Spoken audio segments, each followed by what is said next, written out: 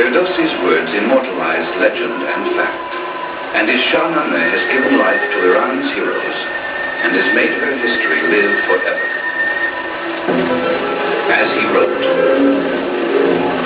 "Now shall I look upon the deeds of men, steeds charging, scimitars, the dust of war, the clash of battle axes, showers of arrows, the heroes' shouts, the captives, give and take.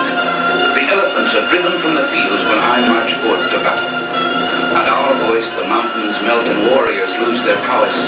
I take the rivers with my sword and turn their waters into blood."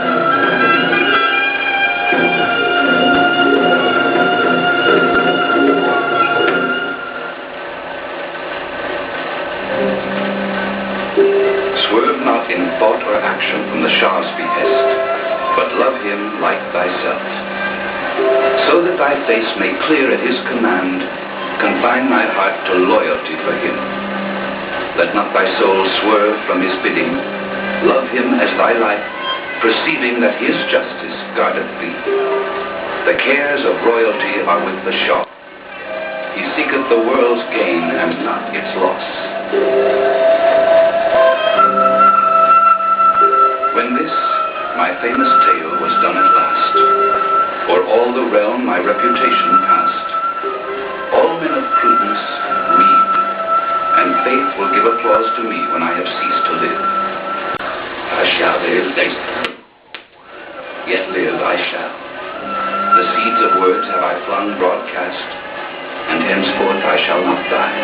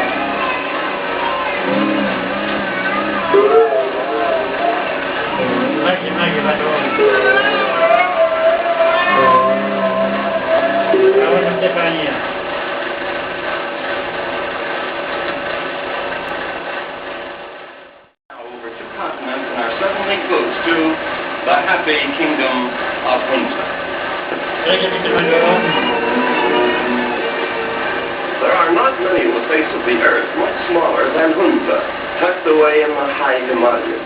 Artists carry one's eyes many times over on this special map. The capital city of Balti, a very, very small city, is situated on a lovely plateau above the Hunza River. But getting there is not the pleasant experience one might imagine. Whoever designed the roads in Hunza must have been thinking of baby carriages. How's this for a sharp turn?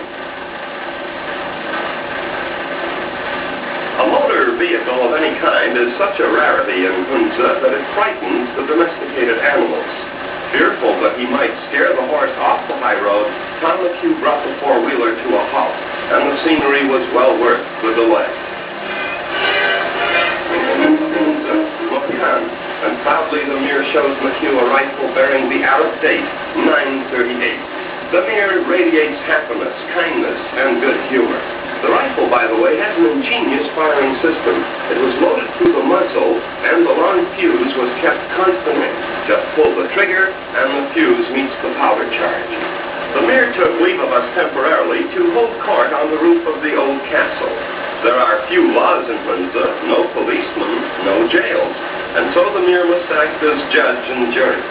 Today's court session promises to be more interesting than usual because the dispute involves two villages, one with about 50 residents and the other 200. The opposing factions rise as the mirror approaches his open-air courtroom. His subject hands to forehead, and the affable mirror returns the gesture of greeting. And in his regal robes, the mirror does indeed remind us of an oriental potentate. The spokesman for the small village tells the mirror that the squabble is over water rights to a spring from a nearby glacier. Well, as generally happens in such matters, the original issue is soon forgotten, and the serene dignity of the mirror's court was caught up in a multitude of personal issues. He says, "Oh, your highness, Allah defend us from the wicked tongue of my opponent. Did you know, sire, that many times this evil person shared the roof of my house and was given the bread of my table?" And the other man there said, "Bread, bread, humbug, humbug. It was not very good bread, I can assure your highness." Well, this unhappiness in his otherwise happy kingdom obviously did not please the Mir. He had resolved the main issue even before court had convened. Spring water would be fairly divided between the two villages, with 50 shares daily going to the small village and 200 shares to the larger. Oh, such wisdom, such greatness, such understanding. Utterly impressed by the Mir's logic, the men of the two villages paid their respects to the Mir. Those who screamed the loudest and longest take special pains throughout the world.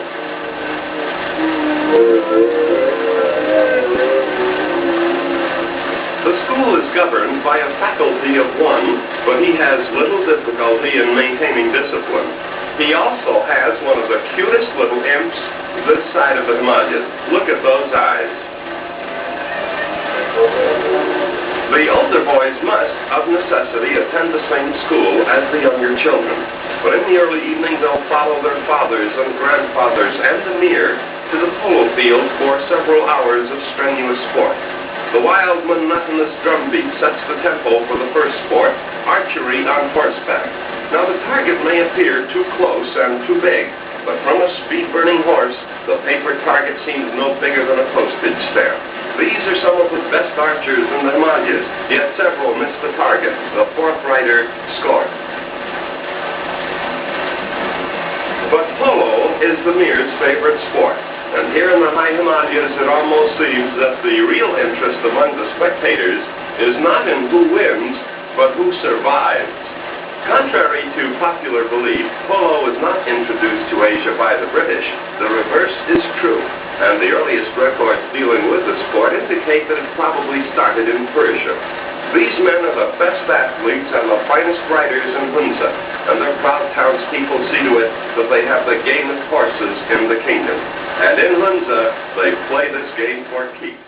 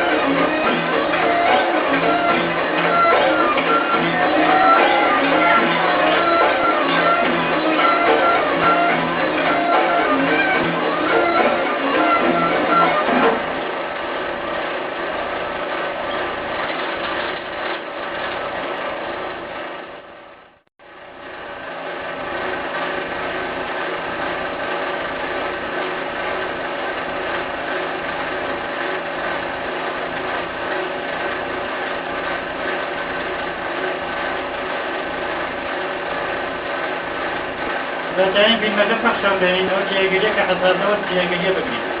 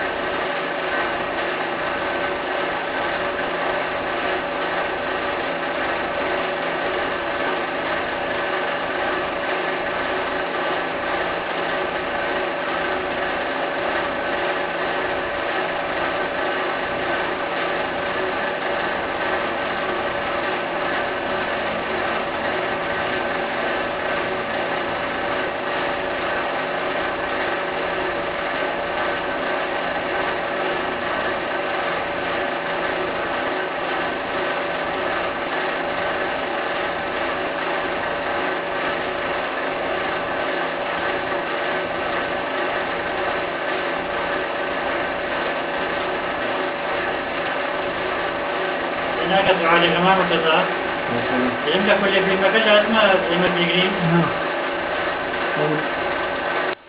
شكرا لك كان لا والله كنت ناري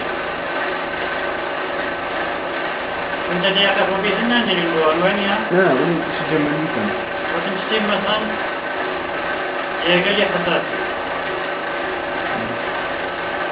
بس جسارنا ولا حساس والله مثلا